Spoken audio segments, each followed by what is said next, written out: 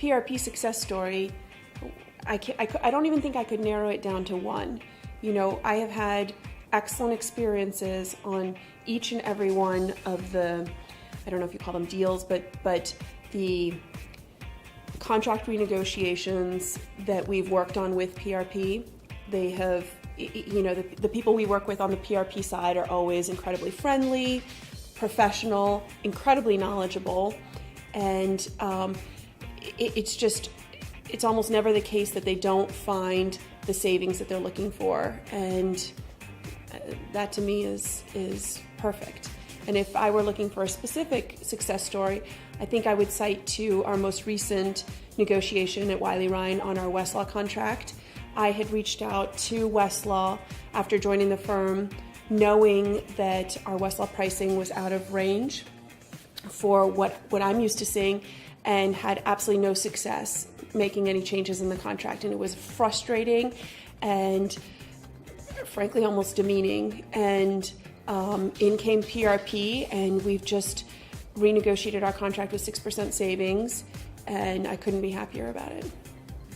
There are numerous success stories that we've had with PRP, but the one that I remember best is in the context of office supplies. I thought we had a great deal with our supplier, and I said to PRP, please don't mess this up for us. And they said, we will not do that. And in fact, they've achieved far greater savings than we could have ever achieved. And our relationship with this provider has continued to be successful. Our area has been in contingent staffing specifically, and there were three elements of the contingent staffing that we looked at specifically. One, what our cost structure really was. Two, how are we controlling that cost? And three, kind of the terms that we had built with these contingent agencies. And so PRP came in, rolled up their sleeves, looked at the data, gave us a very good analysis and identified some cost savings, as well as where all of our costs were going.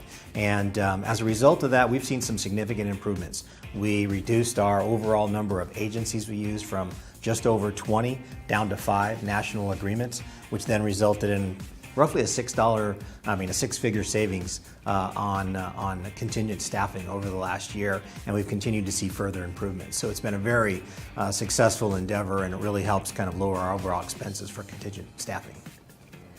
So Neil Gerben-Eisenberg's PRP success story really runs the gamut, because I don't think we've had a single relationship with PRP working with us that hasn't been successful. We started off with print evaluation, and then we had them look at our ADP contract, and we went on from there. And in each instance, they were able to come back and tell us how much we were paying and how much we could pay and what the cost savings could be, and then negotiate for us with the vendor.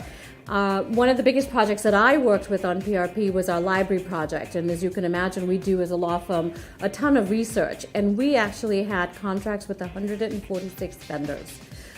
For us to get our heads around how we were going to look at each one, evaluate whether we wanted all of these, whether we could get rid of some of them, whether some of them are redundant, whether we were paying the right price or not, just seemed like such an onerous task.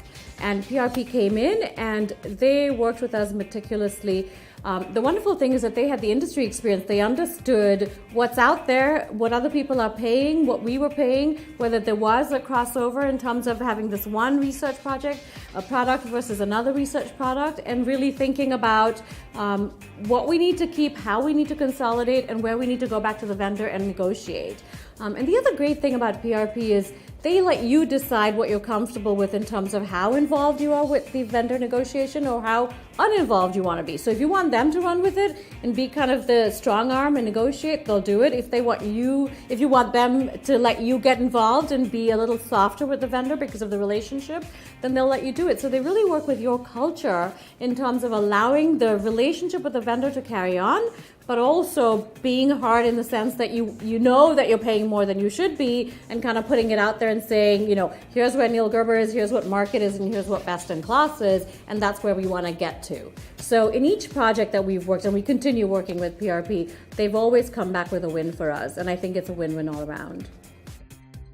The success story is actually the fact that PRP is still there.